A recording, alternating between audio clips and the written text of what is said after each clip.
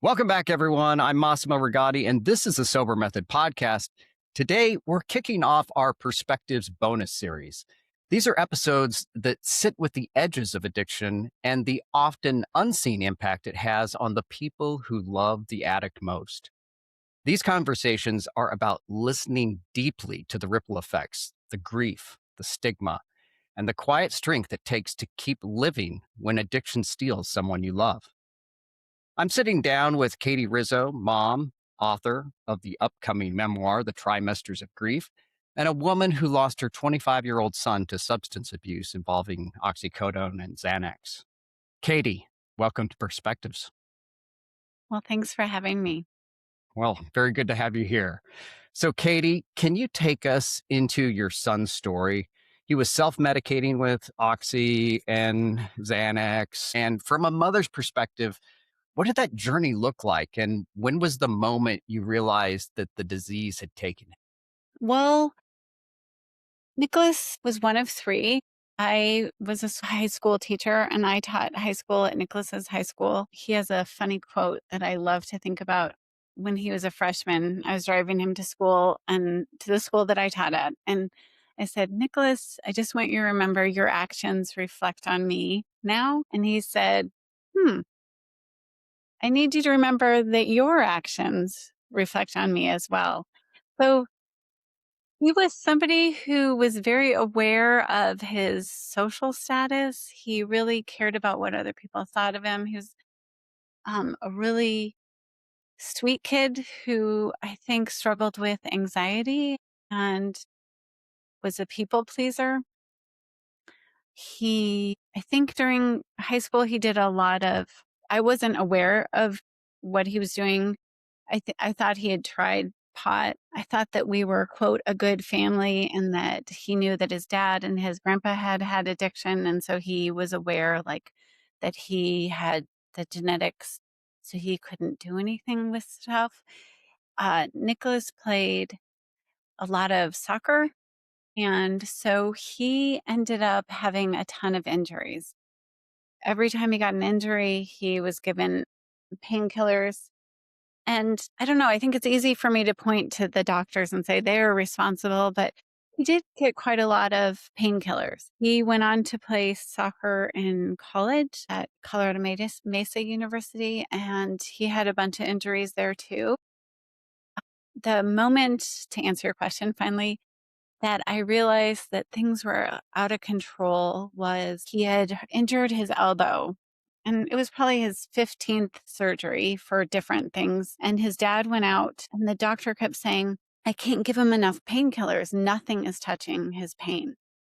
And I was like, what is wrong with these doctors, right? Like, how can they not have enough painkiller? And that's when I had to think, oh, maybe this kid, I have a science background. So I knew that maybe he had taken so many, that he had so many receptors that there was just not enough. So that was the point where I was worried. I thought, oh, we might be in trouble here. Yeah. Yeah. Well, you said something about him that made me think about myself, and that was being a people pleaser and having that social anxiety, which was one of the major drivers in my own addiction. And how did he cope with that when he was younger, like before high school? Gosh, I've been thinking about this a lot. You know, he had three brothers or two brothers. He was one of three, and his brothers adored him. And I don't think he ever saw it. Like, I don't think it was ever enough. I wish that I could have given him like a hovercraft to look down on how many people looked up to him and thought he was everything. Unfortunately, at his funeral, a lot of people stood up and talked and said, you know, he was the kid I looked up to. He was the one who I thought he had everything. But I don't think there was enough for him. And I'm not saying that like that he was too needy. I just don't, he never came from inside. He kept wanting to get it from outside. And yeah, so does that answer your question? I hope it did. Yeah, it does. It does. I mean, it sounds to me that he had so much to give that he also needed to receive so much back. Yeah. Like he required to consume just as much pat on the back as he did the outward giving that Yeah. everyone was looking up to. And, and then that becomes something that just can't be quenched. I And know. Yeah. yeah, You can't go searching for your meaning outside. It has to come from inside. And I yeah, kept hoping that he would get it in AA. And I think if he would have been allowed more time, he could have been one of those amazing AA speakers, I wish, who talk about, finding their meaning inside, but he wasn't there yet. So yeah. he ended up going into a few rehabs a lot. We did a lot of forcing, a lot of controlling. My husband and I have gone to Al-Anon to try to help with that. Uh, at his last rehab, he got kicked out for, quote, not participating, even though he was showing up every day. I wonder if he would have been allowed the grace to just show up if he would have overdosed. I don't think he meant to. I mean, he had laundry still in the wash. It was still wet. He had food out on the counter, ready to prepare for dinner. So I think he accidentally overdosed. And I wonder if the rehab would have let him just show up. And maybe I'm not thinking about it right because I have never been to rehab. And maybe it really does pull the whole rehab down when you have one person who's just so closed off. I don't know. Well, speaking from my own experience, that I can tell you that if there's one person in the group, and when I was at rehab, there were about 25 in the group that I was going through with.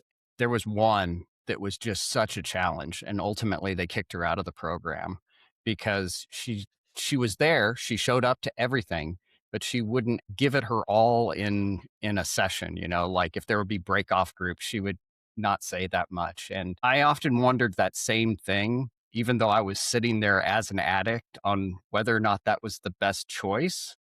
But I also could see that did bring down those that didn't have quite as strong a will that I personally have. And Yeah. so you can see it both ways. And Yeah. it's just unfortunate that happens.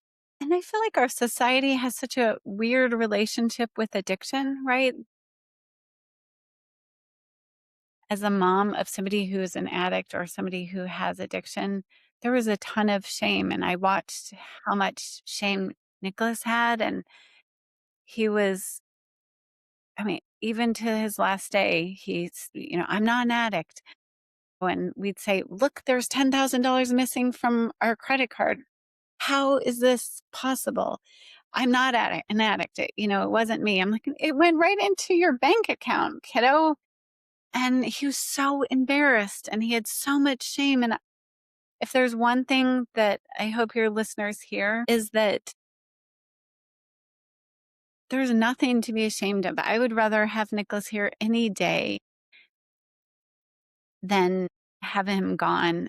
And I know that it's addiction and I know that the drugs make things chaotic and crazy. And I can't imagine what it was like living in that world where, your car's constantly being dented. You have no idea how the dents got there, or people are rear ending you and it wasn't your fault, or your boss hates you and he fired you for no reason. Like it's just this tornado. And I know that people who are in addiction keep thinking, or I know that Nicholas did, he kept thinking like, I can handle this. I can want to make my family proud of me. And he had this just craving that I couldn't figure out how to get him to his bottom. And I felt like there was no bottom. There was a point where he had a DUI. And so we thought, okay, cars are the problem. We'll just make sure he doesn't have a car. And his friends and his friend's dad arrived at our house at 3 a.m. and said, the police are looking for Nicholas. And I was like, how can that be? He doesn't have a car, right? Like that's how crazy my thinking was too. I wish that there was I wish there was something that we as a society could do to help people, because just saying, "Hey, it's on you. It's your willpower. You've got to find your bottom. That just seems like such a waste. My husband and I are just in New Orleans at a jazz festival, and there's so many people drinking, so many people passed out on the ground. Like, our society has this love-hate with alcohol and drugs, and I don't know how to help people. If you look at how many people in jail right now are on or have an addiction, it's huge. And they I think say, you are helping people, though. yeah, I mean, but just what are we doing? We're saying, hey, you've got to pick yourself up out of this. And I think if Nicholas could have at the end, I mean, I don't know. There was a time where I thought, that kid is still in there. And then there was the time where I couldn't even find him. Right. yeah. And if you look up the statistics for how many people can get better um, from opioids and benzos, it's really the relapse rate is high, somewhere between 70 and 90%. That's the best we have. We're sending people to the moon, which is great. But also, what about my kid? Like, let's figure something else out because this is not working. I have a friend who is a mom who has a son who's addicted to fentanyl, and she works in a rehab solely for fentanyl. And she has patients who have enough money that they have a room where they do fentanyl. Their wife watches them and makes sure they live. And it's crazy. Like, this is the best we can do for people right now. I feel like there's something better. I don't know what it is, but making people feel ashamed, putting them in jail, our homeless population, a lot of them have addiction. I mean, these are all human beings who have parents, who have siblings. They deserve better. Yeah. Yeah, absolutely. Well, you've been very open about not wanting to be defined as the mother who failed her son. So, what did the early days and months of grief actually feel like to you? I mean, did you have self-blame and did how did that feel? And then how did you eventually separate that from your own identity and reclassify it as this is the disease that took Yeah. Nicholas and this Well, is me? yeah. Well, I love my son, and want everyone to know what a great kid he was. And I'm not ashamed of the fight that he went through, and I don't want him to be ashamed of it. So at that kind of leads me to the point of thinking, okay, well, then I'm not ashamed of my family or me either. There was a point in his addiction where he was trying to get sober at a rehab and they weren't getting ahead of it. Or I don't know, maybe it was impossible to get ahead of. And they had sent him to the emergency room, and Nicholas didn't know who he was. He thought my name was Arugula. He kept saying, Dad, call me. And he didn't have a phone on him. My son didn't have a phone. Finally, my husband goes, okay, hello, Nicholas. And Nicholas goes, finally. I mean, he was not in his right mind, right? And he was coming off of it. And I'd gone to the ER to find him. One of the ER nurses at the desk was one of my former students. And she was so well. She's like, Mrs. Rizzo, I'm so happy to see you. Who are you here for? Let me take you to them. And I said, I'm here for Nicholas Rizzo.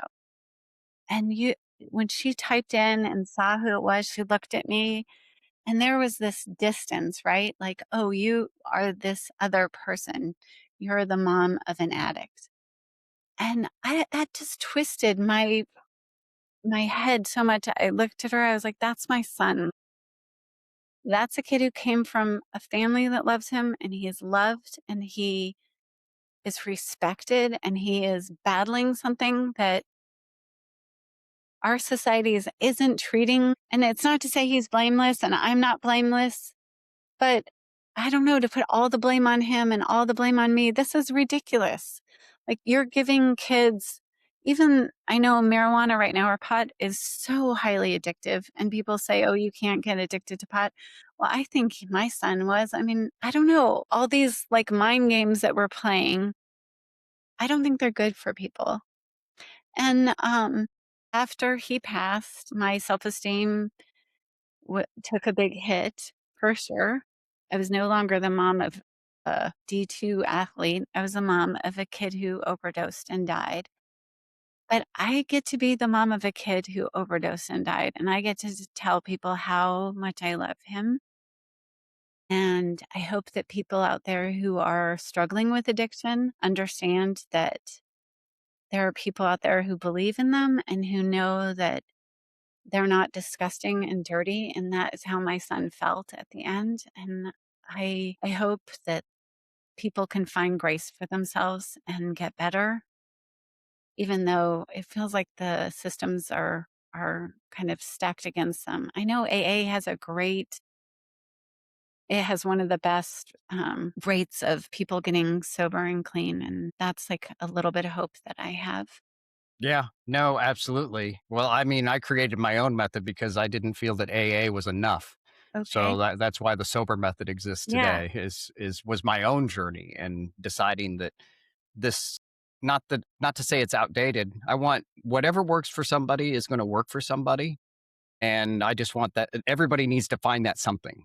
Yeah. And whatever clicks, that's the path that they should go down. And for many of my friends, they think that AA and NA is the greatest thing ever. And I have other friends that think other methods are great. And then I actually have some friends that are using my method that came off of the street, used my method, and are having successful lives today. And so that also makes me very happy. So That gives me we need more people out there saying, "Hey, here's an alternative. Try this."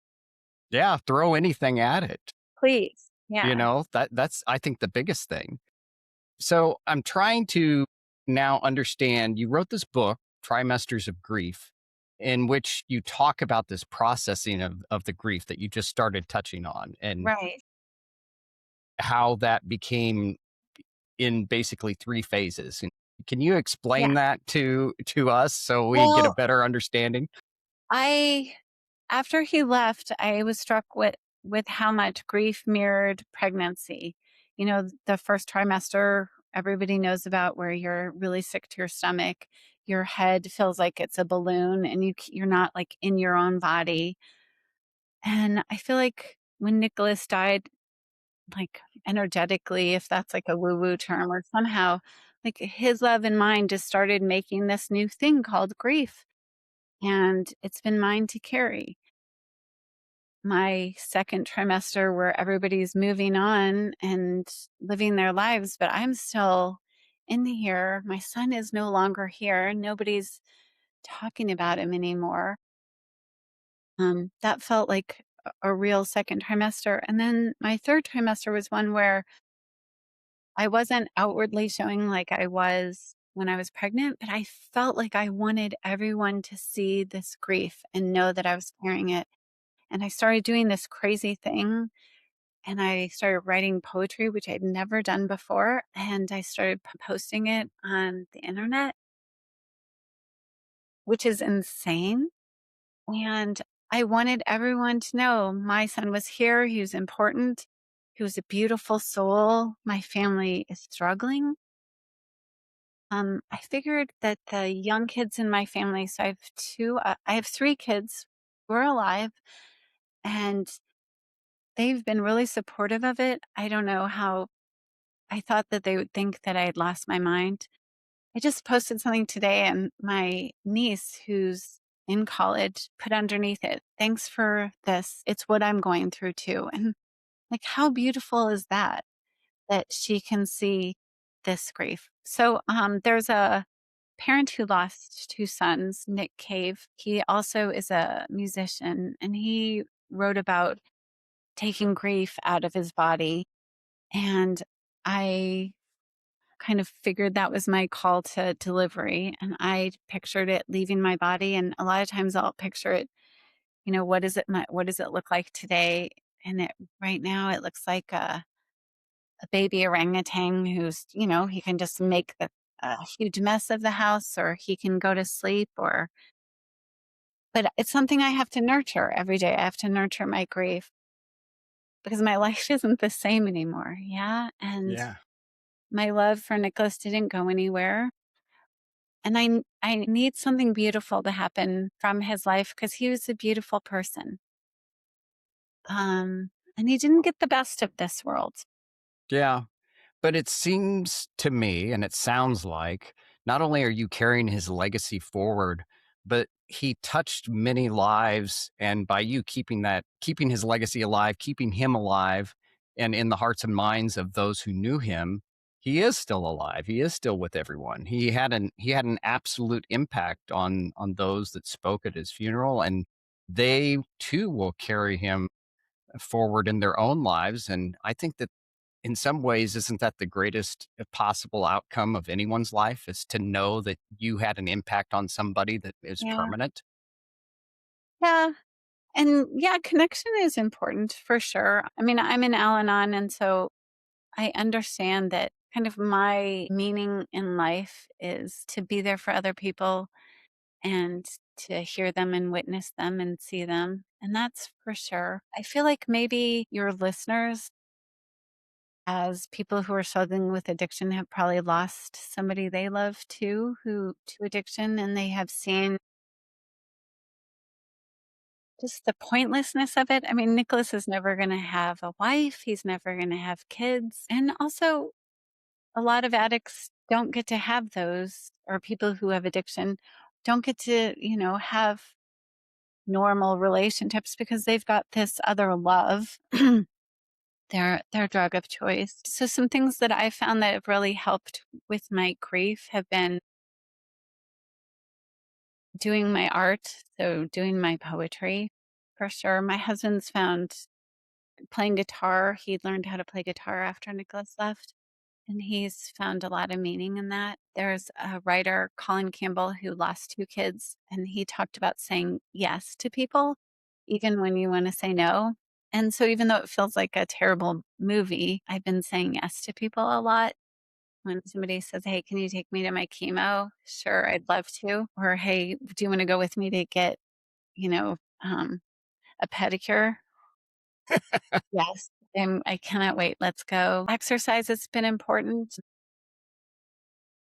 We have a frame that's connected to the internet that puts pictures up so that I can remember beautiful times of us together.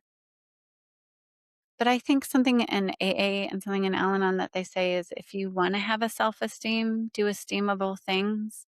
So that's something I'm trying to do, doing what I find to be esteemable, which is, reaching out and connecting to people, being there for others. Hopefully seeing people that society has deemed, less than. I think that stigma is something that, I mean, you brought it up earlier, and I've been reflecting on it as we've been continuing our conversation here, and just thinking about how that was one of the most difficult things once I became sober. Was It's something I've never been able to shake off. It's forever Right. there. So now, I went to the doctor, a new doctor. So I moved to a new city. You got a new doctor. You walk in. This history is old at this point. We're talking 10 years ago. Mhm. And immediately the questions, are you thinking of harming yourself today? I'm like, what? When's the last time you had a drink? I'm like, 10 years ago. I mean, like, and I'm like, how do you know this? You can't escape it because now the information has all been eaten up into the mechanics of the healthcare industry to the point that I applied for something. What was it? I had a renewal on a term life insurance policy that came up about Yeah. 6 months ago, and the rate was astronomical. And I called about it. It was like, well, we don't insure addicts. Okay. So it Yeah. that that that ne- you never it never leaves you alone. So even if you do find yourself on the other side, decade on the other side, it's something that unfortunately will just never leave you. Yeah. And that I Especially, think is really difficult because it's hard enough. I mean, and then it makes me wonder. I mean, I'm self-employed. I'm lucky, but it makes me wonder how difficult is it to be employed, especially in anything that's sensitive, is yeah, that you're always considered damaged goods. And I yeah, know that. I'm yeah, looked at as being damaged. yeah. Well, I'm really sorry about that. And that's amazing because to me, I don't know, I see like that your life has gone this way. Like that's something that I would be very proud of. And I'm very envious. Like I wish that for Nicholas. So I don't know. It makes me feel like um you got your stuff together. So I don't, I told you about that time when Nicholas was being chased by the police. So it turns out his friends had all given him their keys to drive because he was the most sober, right? Okay. And he didn't get charged for anything. He was put in a holding cell. My husband went and got him when he was sober, and he wasn't charged for anything. So we asked a lawyer, like, what's going on? And they said, oh, in Arizona, they have 7 years to charge you. And usually what happens is at 6 years and 11 months, they will charge you with this. So they hold this over your head, which that ate at Nicholas. Like he was like, Mom, they're gonna come and get me. And he didn't want his employers to know. And I don't know. That's like a head game that I can't even fathom, especially when you're so down and out and your perspective is so bad, right? Yeah. No, it happened to me. Almost the same thing in state of Kansas. They filed the charges on the 364th day, and from the time they had drawn the blood on the DUI, they waited until the very last day, so it would hold over even longer. It's a strategy that they use, and it just keeps you in the system longer. And I don't think it's right. I think that they should be expedient in taking care of that because all it does is hold you back longer. Yeah. And I Imagine mean, the I worry. was sober. I had already been sober by the time they arrested me. I'd been sober for 9 months. Isn't that amazing? And Yeah. all that worry and stress and all those nights. Yeah. You wonder how much that plays into increasing the addiction. At least I did, because I I would think talk it does. yeah, I would talk to Nicholas and he would just be like, "Yeah, but what about this? And just all those worries and anxiety." Yeah. Yeah. No, absolutely. So, kind of one last question I have for you is what was this like within your marriage? You've managed to stay married. Oftentimes, this is something that will take a couple that is very strong and completely drive a wedge between them and they end up divorced and families end up being broken. What advice would you give that allowed you to keep your family together and remain strong through all of this? Well, I don't know that I have a lot of advice on that. I do have I would Something say worked. today I have a very good marriage, I think. I feel very blessed for that. I have a lot of gratitude for that. But during the addiction, we were a nightmare. And I mean, it is a family disease. I really believe that. I know that I played a part in it. They say you can't cure it, you didn't cause it, and you can't control it, but you can contribute. And there was a time my husband and I were in marital therapy, and our therapist was like, "What is wrong? What's your thing? Like, it can't just always be these little tiny." And I'm sure she was just like, "Oh my God, this couple is just so nitpicky." And at one of the times we mentioned we had to pick up a car, our son's car that was getting it was getting fixed. And she said, I'm sure she was bored to tears of us picking on each other. And she said, "Why is it in the shop?" And we're like, "Oh, he was in an accident." "What kind of accident?" "Nothing. It's nothing you should know about." And then, she keeps digging because finally there's some juicy, like, this is what's going. And she said, "Is your son, does he have an addiction?" And we're like, "No." The problem is between us here, okay? We left and I was like, "We're firing her. She is the worst," right? So I don't know how to have a healthy relationship if you have active addiction in your house, right? Mm, Because you're all going to be crazy. Like one of you is going to be the nag, one of you is going to be the, I've had enough. We're done. I'm washing my hands. And then one of us is going to play the other role of, we forgive you, come back. I mean, I don't know. I don't know if in your sober method you have a way to deal with families, but how do you love somebody who is really struggling and trying to self medicate and not make it worse? And when people say, like, you got to cut him out, it's like, well, you go first. You have fun. Like, and we would try a little bit, like, here, you can't be home. We had a rule. He wasn't allowed to come into the house if he was high. Like, you can't come over if you're high. And he took that to be, you can't come over in the front door if you're high. So Nicholas used to always come in the back door. And I love that he wanted to still come over, right? Like, what a uh-huh. gift that he wanted to be with us. And somebody used to tell me, one of our friends who he actually went to prison and he is now clean and sober, but he said that the one place that he felt the best was he said, I'd go home to my mom's house and get high in the bathroom so I could just relax. He's like, I could be home and relax. And I just wish that I got to a point with Nicholas where he could have been home and relaxed without the drugs. Yeah. Yeah. That would have been a special time and a really Yeah. incredible moment. Yeah. Yeah. Well, Katie, we're going to start a new tradition since you're our very first episode of Perspectives.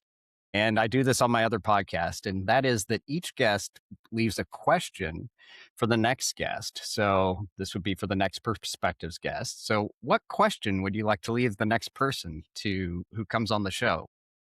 Well, that's beautiful. I'd like to ask them, what types of things do they do to build their self esteem? What do they do to be the, something that's esteemable? Yeah, yeah, that's great. I really like that. Really like that. Well, Katie, the floor is yours. You can have the final 30 seconds here. Any words of wisdom, hope for our listeners who are feeling like they're drowning in grief or they're struggling in any way with someone they love? Hopefully, if my words of quote wisdom to anybody who's using right now would be to go find what's going to work for you, because this world needs you, and that I don't think Nicholas realized what a huge hole he was going to leave. And I think he thought that he had destroyed so many relationships and hurt so many people by stealing or by driving drunk or by the bazillion things that he quote did. But the hole he left, it's never going to be filled. And so if anybody's out there thinking like it's not worth it, I'm here to tell you, keep fighting. If you're struggling with grief, there are a lot of great grief groups out there. When my book comes out, hopefully that will be a good tool in your toolbox.